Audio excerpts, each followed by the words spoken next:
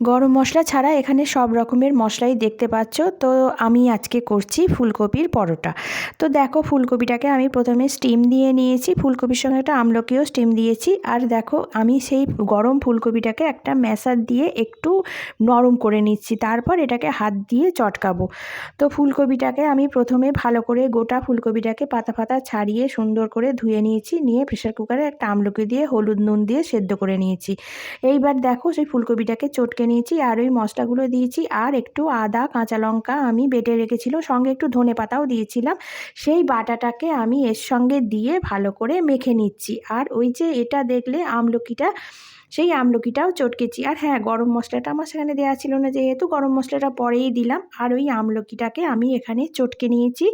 দেখো, আমি দানাটা ফেলে দিয়ে আমলকিটাকে চটকে নিয়েছি। এইবার এই চটকানো আমলকিটাকে আমি ওই মাখাটার সঙ্গে দিয়ে দেব, দিয়ে ভালো করে মাখিয়ে নেব। এইবার আমি চলে গেলাম একটা পাত্রে কিছুটা ময়দা নিয়ে। আমি শুধু ময়দাই নিয়েছি, যদি তোমরা মনে করো কেউ আটা দিয়ে করবে তো করতে পারো।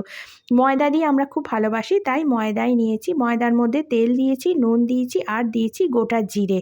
এইবার দিয়ে সেটাকে ভালো করে মেখে নিয়ে, মানে ওই তেলের সঙ্গে নুনের সঙ্গে মেখে নিয়ে, এইবার ওই যে ফুলকপি মাখাটাকে আমি একটু একটু করে দিয়ে এই ময়দাটাকে আমি পুরোটা মেখে নেব। দেখো, আমার ময়দাটা মাখা হয়ে গেছে। আমি হাতে করে একটু তেল নিয়ে এটাকে মাখিয়ে রেখে দিচ্ছি। ততক্ষণে আমি একটা তরকারি করে নেব। কিছুই না, ওই ফুলকপি আলু সব একসঙ্গে চটকে নিয়েছি, নিয়ে সেটা দিয়ে একটু তেল জিরে ফোড়ন দিয়ে ধনেপাতা দিয়ে একটা তরকারি করছি। তরকারিটা হোক, ততক্ষণে আমি এটা লেচিগুলো কেটে আমি এটা বেলে নিচ্ছি। তো দেখো, আমার একটা পরোটা বেলা হয়ে গেছে, ওই আধ ঘন্টা মতো মাখাটা ছিল আর কি।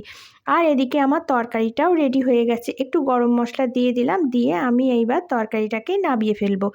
আবার চলো আমি পরোটাগুলো করে নিই টপটপ করে। দেখো, আমি তাওয়াতে তেল দিয়েছি, আর পরোটাগুলো আমি একটা একটা করে 3খানা পরোটা একসঙ্গে দিয়েছি।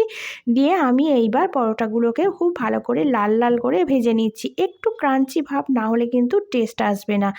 তো আমি একটু মানে করে ভালো করে ভেজে নিচ্ছি। তো আমার পরোটাগুলো ভাজা হয়ে গেছে। আর দেখো, আমার ফুলকপির পরোটা আর এই তরকারি রেডি। আমার এই ভিডিও কীরকম লাগলো অবশ্যই বলবে। আবার আসবো অন্য ভিডিও নিয়ে।